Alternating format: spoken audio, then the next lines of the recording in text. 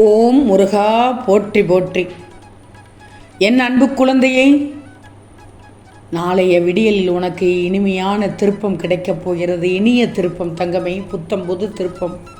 நீ எதிர்பார்க்காத திருப்பம் கிடைக்கப் போகிறது.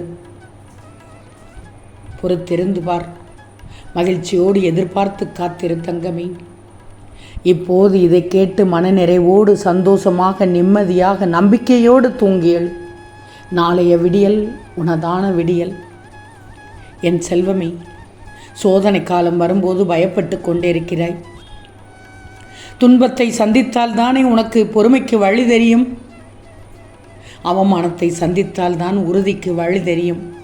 பசியை சந்தித்தால்தான் உணவினுடைய அருமையே தெரியும்.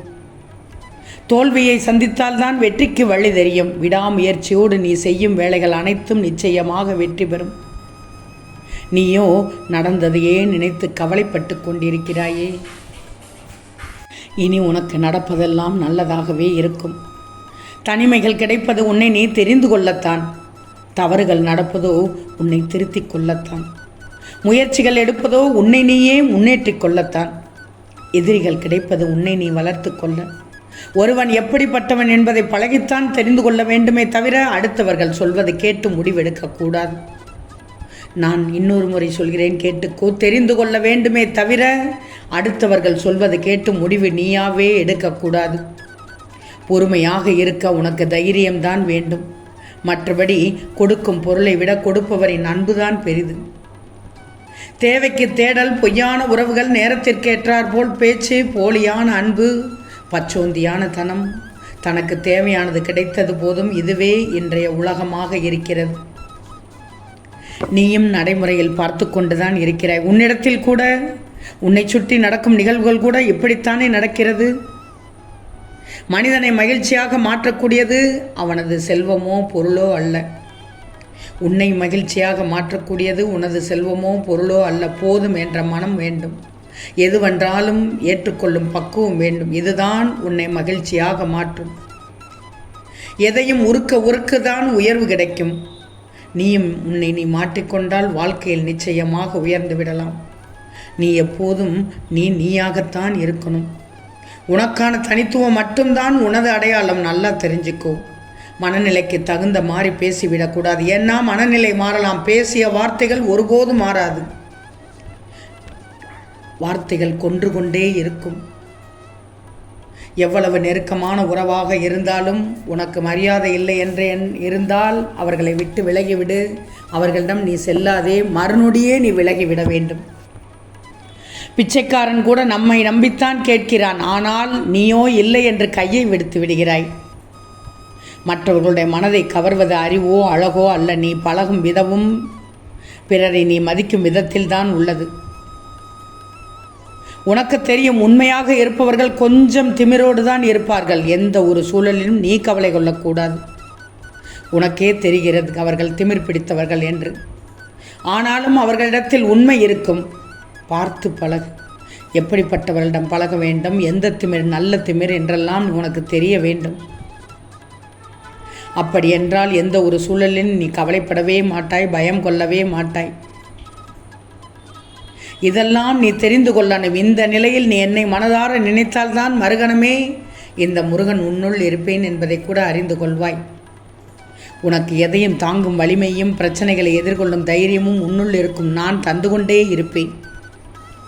அடுத்தவருக்கு காயம் ஏற்பட்டு விடக்கூடாது என்று பார்த்து பார்த்து பேசுபவர்களின் உள்ளத்தில் நிறைந்து கிடக்கும் வழிகளை யாரும் அறிவதில்லை. நீ பார்த்து பார்த்து பேசுவாய்.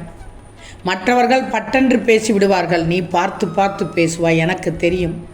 ஏன்னா நீ யாரையும் நோகடிக்க மாட்டாய். உனது துன்பங்கள், துயரங்கள், சோதனை காலம் எல்லாம் மாறப்போகிறது. அதனால் தான் நாளை காலை இனிய திருப்பம் கிடைக்கும் என்று சொன்னேன். இனிமையான திருப்பம், பொன்னான திருப்பம், உனக்கான திருப்பம், அதுவும் எதிர்பாராத திருப்பம். எங்கு சென்றாலும் உன்னை பின்தொடர்ந்து நான் வந்து கொண்டே இருக்கிறேன் என்பதை நீ நிச்சயமாக மறக்கவே மாட்டாய். இப்போது உன் வேதனை பலரை சிரிக்க வைக்கலாம். ஆனால் உன் சிரிப்பு ஒருவரை கூட வேதனைப்படுத்தக்கூடாது. விட்டுக்கொடு. மனம் விட்டு பேசு. குழப்பங்கள் வரும்போது கண்களை மூடிக்கொள். தோல்வி வரும்போது காதுகளை மூடிக்கொள். நான் சொல்வதை மட்டும் கேள். உன் முருகன் சொல்வதை நீ கேட்டால் வாழ்க்கையில் உயர்ந்த இடத்திற்கு வந்து விடுவாய். குழப்பங்கள் வரும்போது கண்களை மூடிக்கோ, தோல்வி வரும்போது காதுகளை மூடிக்கோ, வெற்றி வரும்போது மனதை மூடிக்கோ. எப்போதும் பயத்தில் இருப்பதை விட ஆபத்தை ஒருமுறை சந்திப்பதுதான் மேல். இந்த உலகில் தலைவிதி என்று எதுவும் கிடையாது. எல்லாம் நீயாக தேடிக்கொண்டதெல்லாம். விழுவதெல்லாம் எழுவதற்கானே தவிர அழுவதற்கு அல்ல. முடியாதது எதுவும் இல்லை. நான் உனக்கு உதவுவது போல நீ மற்றவருக்கு உதவு.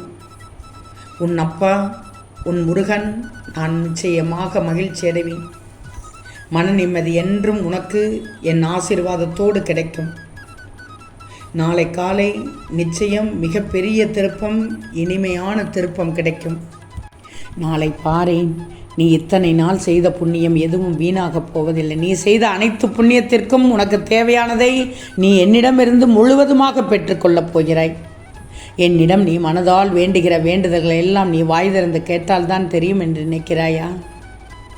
இந்த முருகனை முழு மனதோடு நம்பி எப்படி கேட்டாலும் தருவேன், எதை கேட்டாலும் தருவேன். உன் ஆசைகளையும் எண்ணங்களையும் நான் அறிந்து கொண்டுதான் உள்ளேன். என் அன்பு, அருள், ஆசீர்வாதம் அனைத்தும் உன்னிடம் இருக்கிறது. நொடிக்கு ஒரு முறை நீ என்னை கூப்பிடுகிறாய் என்று எனக்கு தெரியும். அதை நான் அறிந்து கொண்டுதான் இருக்கிறேன்.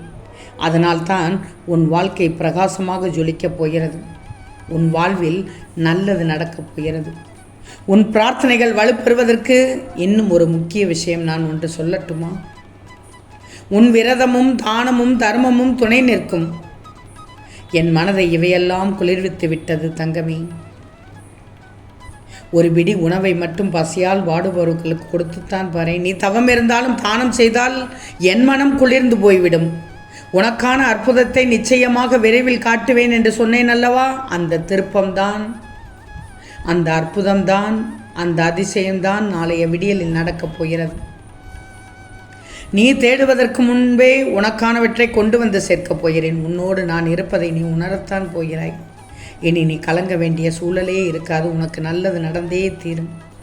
இது உன் முருகனின் சுப வாக்கு தங்கமே. நிச்சயமாக நாளை காலை உன் மனம் மகிழ்ச்சியில் பொங்கப் போகிறது. முகம் மலரப் போகிறாய்.